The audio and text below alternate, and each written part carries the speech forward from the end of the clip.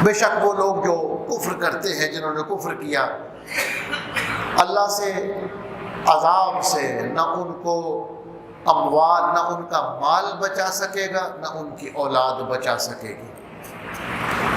یہاں قرآن مجید نے ایک ترتیب رکھی ہے، جہاں جہاں بھی اس طرح کی آیات ہیں ان میں پہلے مال کا ذکر ہے اور پھر اولاد کا ذکر ہے۔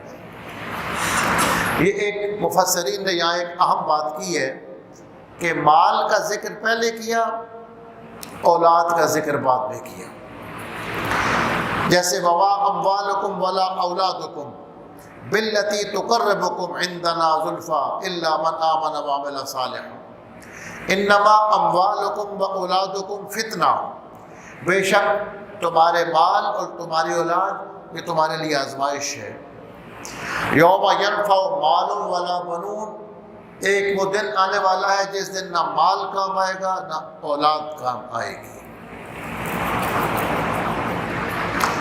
تو اس طرح کی آیات مبارکہ میں پہلے مال کا ذکر ہے کہ جب بندے پر کوئی تکلیف آتی ہے، مصیبت آتی ہے،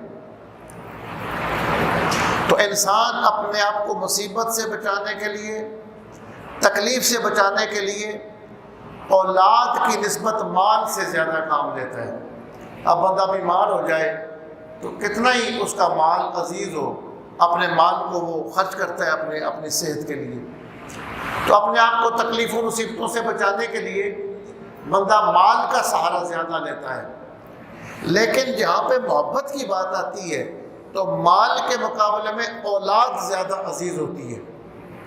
اب جہاں جہاں یہ تکلیفوں کا ذکر ہے نا، وہاں اولاد کے مقابلے میں پہلے مال کا ذکر ہے پھر اولاد کا، لیکن جہاں محبت کی بات ہے وہاں پہلے اولاد کا ذکر ہے۔ جیسے فرمایا زُيِّنَ لِلنَّاسِ حُبُّ الشَّهَوَاتِ، یہی اگلے رکوع میں یہ آیت آتی ہے۔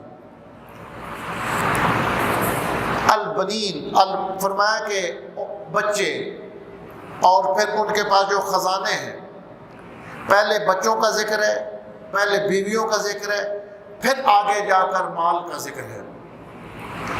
یعنی جہاں پہ مصائب کا ذکر ہے وہاں مال کا ذکر پہلے ہے، جہاں محبت کا ذکر ہے پہلے اولاد کا ذکر ہے۔ اب دیکھیں مال کتنا ہی عزیز ہو، لیکن جب بچہ بیمار ہو تو بندہ زندگی کی ساری مال جائیداد اپنے بچے کی صحت کے لیے خرچ کر دیتا ہے۔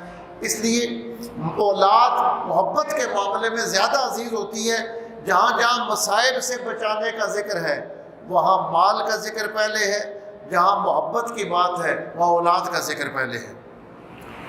تو اس طریقے کے ساتھ یہ ایک اللہ تبارک و تعالیٰ کا ایک حسن ترتیب ہے جو اس نے اپنی کتاب کے اندر، پوری کتاب کے اندر آپ کو اسی طرح ملتا ہے۔